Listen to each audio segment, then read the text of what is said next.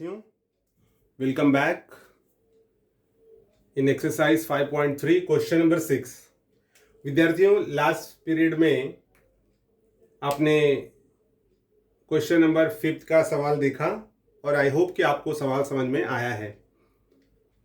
चलिए स्टार्ट करते हैं। क्वेश्चन नंबर 6 देखिए, क्वेश्चन नंबर 6 क्या दिया हुआ है। एक सिक्का तथा एक पासा उछाला गया। एक सिक्का, it means one coin and one dash together tossed. एक सिक्का और एक पासा एक साथ उछाला गया। आपको पता है सिक्का जब उछालते हैं या तो हेड मिलेगा, सिक्का उछालेंगे तो या तो हेड या तो फिर टेल मिलता है। और जब पासा उछालते हैं, देखिए इसके अंदर हमें एच और टी मिलेगा। और जब पासा उछालेंगे तो हमें 1 2 3 4 5 6, ठीक है, 4 5 6 इस प्रकार से मिलता है हमें नमूना अवकाश। अब इसमें कहा गया है कि एक साथ में उछाला गया है, दोनों, एक सिक्का तथा एक पासा उछाला गया है, मतलब एक साथ उछाला गया है। तो सबसे पहले हम इसका बना लेंगे नमूना अवकाश।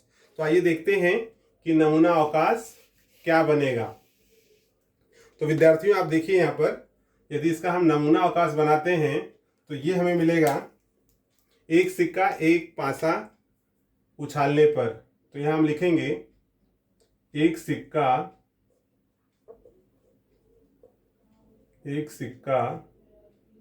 तथा एक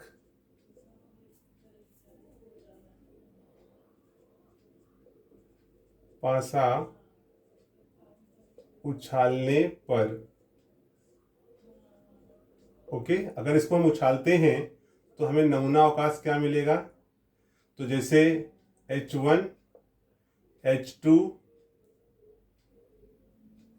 H1 H2 H3 H4 H5 H6। इसका मतलब क्या विद्यार्थियों कि अगर हम सिक्का उछालते हैं तो एक तरफ हेड आया तो पासे का जो है एक आ गया, फिर हेड आया पासे का 2 आ गया, ऐसे करके 6 टाइम हम लिखेंगे। फिर ये तो हेड हो गया, तो टेल भी तो आ सकता है। तो tail 1, tail 2, tail 3, tail 4, tail 5 और टेल 5, टेल 6।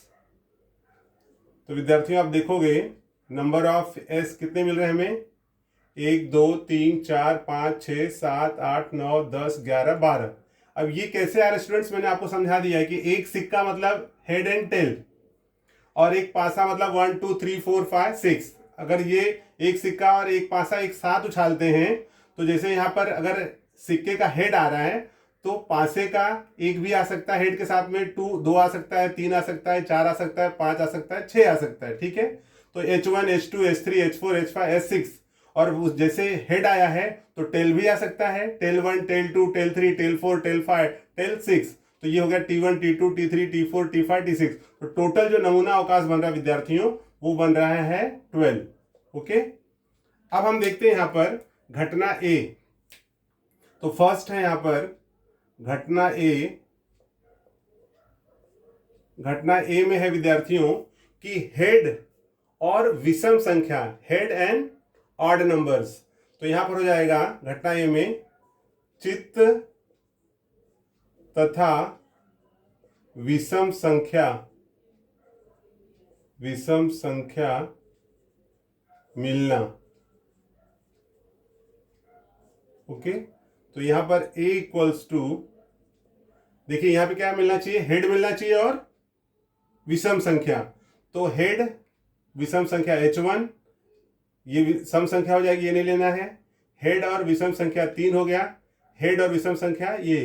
तो यहां पर आपको मिल जाएगा H1 H3 और H5, ठीक है। अब आप बोलोगे सर इधर भी तो है, लेकिन उसमें हेड नहीं कहा गया है, सिर्फ सॉरी हेड कहा गया है, टेल नहीं कहा गया है। तो हम टेल की तरफ नहीं आएंगे, हम सिर्फ हेड में देखेंगे। तो हेड में अगर हम देखते हैं तो हमें H1 मिलेगा, H3 मिलेगा और H5 जो हमने यहाँ पर ले लिया है। Therefore number of A is equals to 3।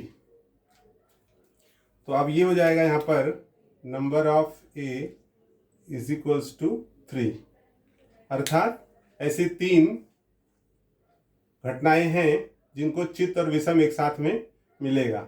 आइए दूसरी घटना देखते हैं। घटना 2 में क्या दिया हुआ है?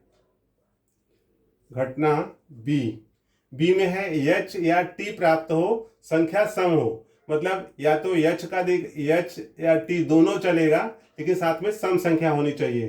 तो यहां पर हम लिखेंगे बी एच या टी प्राप्त हो तथा सम संख्या हो। मतलब एच हो या टी हो, लेकिन साथ में सम संख्या हो। तो जो बी की घटना है विद्यार्थियों, वो हम देखते हैं।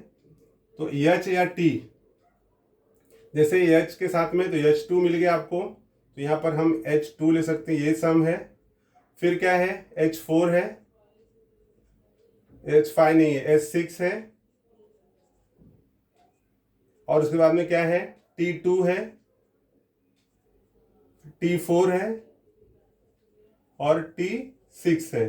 ठीक है, तो इस प्रकार से यहाँ विद्यार्थियों हमें मिल जा रहा है number of B is equals to 1 2 3 4 5 6, यहाँ पे 6 मिल जाएगा। तो ये जो घटना बी है कि सिक्के पर एच या टी प्राप्त हो और साथ में सम संख्या प्राप्त होने की जो घटना है वो टोटल 6 होगा। आइए हम देखते हैं अभी घटना सी। घटना सी में दिया हुआ है पासे पर 7 से बड़ी संख्या हो तथा सिक्के पर पट संख्या हो। इसे हम रफ कर देते हैं और जो थर्ड घटना है उसको यहां पर लिख लेते हैं।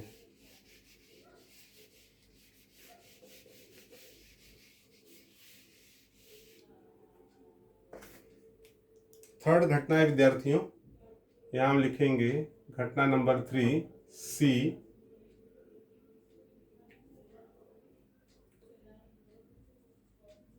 घटना सी क्या है? पासे पर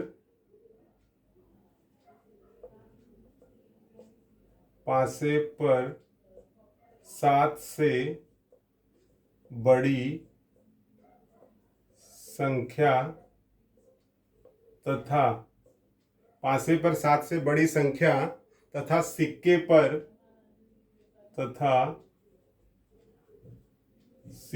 पर पट प्राप्त हो। तो विद्यार्थियों ये घटना है और इसलिए C इक्वल्स टू, अब इसमें क्या कहा गया है कि जो पासा है मतलब डायस है, तो डायस पर 7 से बड़ी संख्या, तो आप जानते हो कि डायस पर 7 से बड़ी संख्या नहीं होती है। इसमें कहा गया है कि पासे